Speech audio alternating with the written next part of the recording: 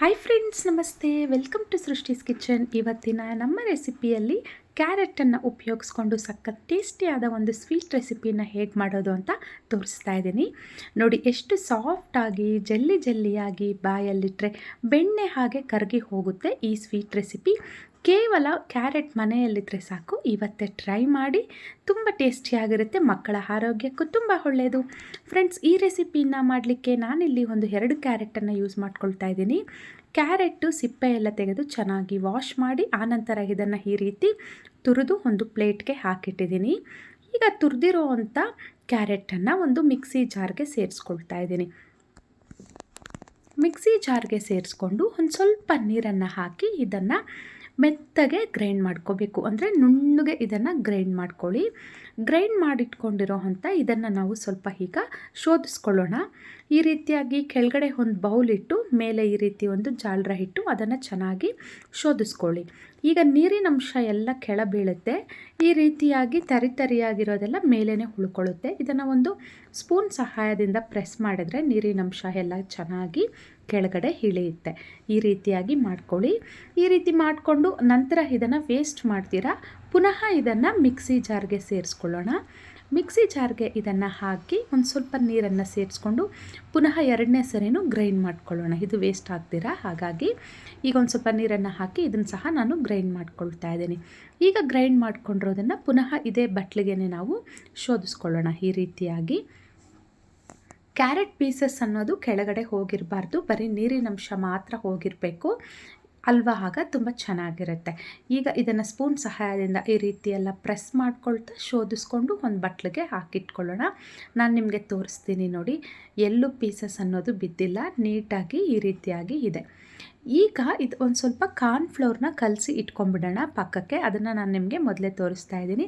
ಈಗ ಒಂದು ಬಟ್ಲು ತೊಗೊಂಡು ನೋಡಿ, ಈ ಸ್ಪೂನಲ್ಲಿ 3 ಸ್ಪೂನಷ್ಟು ನಾನು ಕಾರ್ನ್ಫ್ಲೋರ್ನ ಯೂಸ್ ಮಾಡ್ಕೊಳ್ತಾ ಇದ್ದೀನಿ. 3 ಸ್ಪೂನ್ ಕಾರ್ನ್ಫ್ಲೋರ್ ಹಾಕ್ಕೊಂಡು ಒಂದು ಸ್ವಲ್ಪ ನೀರನ್ನು ಸೇರಿಸ್ಕೊಂಡು ಇದು ಗಂಟಿಲ್ಲದೆ ಇರೋ ಥರ ಚೆನ್ನಾಗಿ ಇದನ್ನು ಮಿಕ್ಸ್ ಮಾಡ್ಕೊಳ್ಳಿ. ಈ ರೀತಿಯಾಗಿರಬೇಕು, ಸ್ವಲ್ಪನೂ ಗಂಟಿರಬಾರ್ದು. ವಿಡಿಯೋದಲ್ಲಿ ತೋರಿಸ್ತಾ ಇದ್ದೀನಿ. ಈ ರೀತಿ ರೆಡಿ ಮಾಡಿ ಪಕ್ಕಕ್ಕೆ ಇಟ್ಕೊಳ್ಳಿ.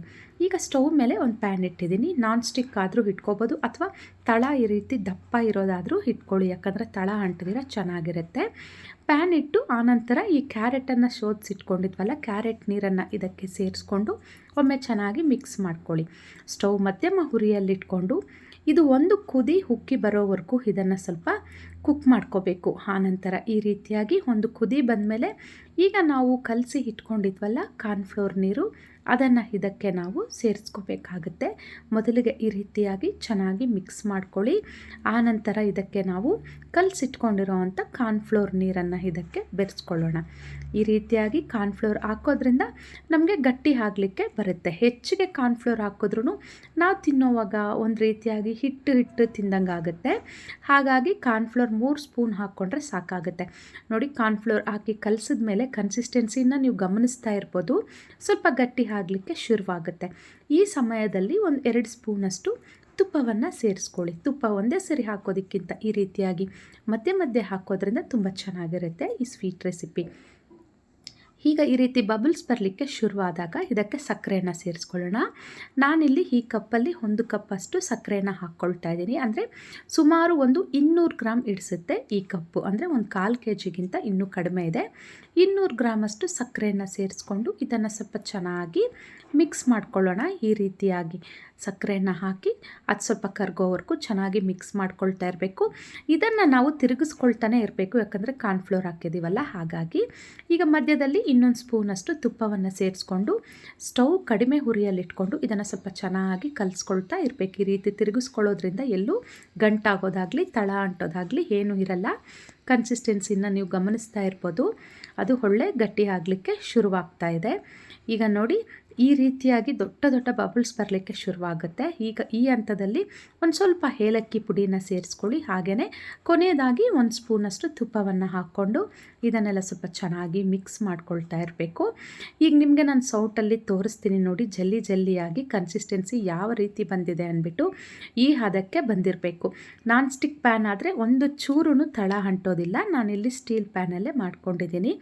ಈ ಕನ್ಸಿಸ್ಟೆನ್ಸಿ ಬಂದಾಗ ಸ್ಟವ್ ಆಫ್ ಮಾಡ್ಕೊಳ್ಳಿ. ನೀವು ಗಮನಿಸ್ತಾ ಇರ್ಬೋದು ಅಲ್ವಾ.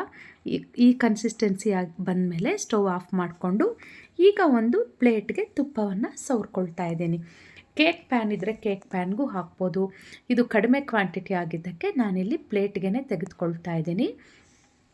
ತುಪ್ಪ ಸವರಿರೋವಂಥ ತಟ್ಟೆಗೆ ಇದನ್ನು ಶಿಫ್ಟ್ ಮಾಡಿಕೊಂಡು ಇದನ್ನೆಲ್ಲ ಸ್ವಲ್ಪ ಚೆನ್ನಾಗಿ ಈ ರೀತಿ ತಟ್ಟೆ ಅಗಲಕ್ಕೂ ಸ್ವಲ್ಪ ಈ ರೀತಿ ಸ್ಪ್ರೆಡ್ ಮಾಡ್ಕೊಳ್ಳಿ. ಈ ರೀತಿ ಎಲ್ಲ ಚೆನ್ನಾಗಿ ಸ್ಪ್ರೆಡ್ ಮಾಡ್ಕೊಂಡಿದ ನಂತರ ಇದ್ರ ಮೇಲೆ ಈಗ ಒಂದು ಪ್ಲೇಟ್ನ ಮುಚ್ಚಿಟ್ಟು ಒಂದು 30-40 ನಿಮಿಷಗಳ ಕಾಲ ಇದನ್ನು ಬಿಟ್ಬಿಡಬೇಕು ಸೈಡ್ಗೆ. ಈಗ ಒಂದು 40 ನಿಮಿಷ ಆದಮೇಲೆ ನಾನು ನಿಮಗೆ ಇಲ್ಲಿ ಪ್ಲೇಟನ್ನು ತೆಗೆದು ತೋರಿಸ್ತಾ ಇದ್ದೀನಿ. ಈಗ ಸುತ್ತು ನೋಡಿ, ಇದ್ರ ಸುತ್ತೂ ಚೆನ್ನಾಗಿ ಲೂಸ್ ಬಿಟ್ಬಿಟ್ಟಿರುತ್ತೆ. ನಿಮಗೆ ಕಾಣಿಸ್ತಾ ಇರ್ಬೋದು ವಿಡಿಯೋದಲ್ಲಿ. ಈ ಸುತ್ತೂ ಚೆನ್ನಾಗಿ ನಾವು ಈ ರೀತಿಯಾಗಿ ತಿರುಗಿಸಿದ್ರೇ ಕೈಯಿಂದನೇ ತೆಗೆದುಬಿಡ್ಬೋದು, ಅಷ್ಟೊಂದು ಸುಲಭವಾಗಿ ಬಂದುಬಿಡುತ್ತೆ.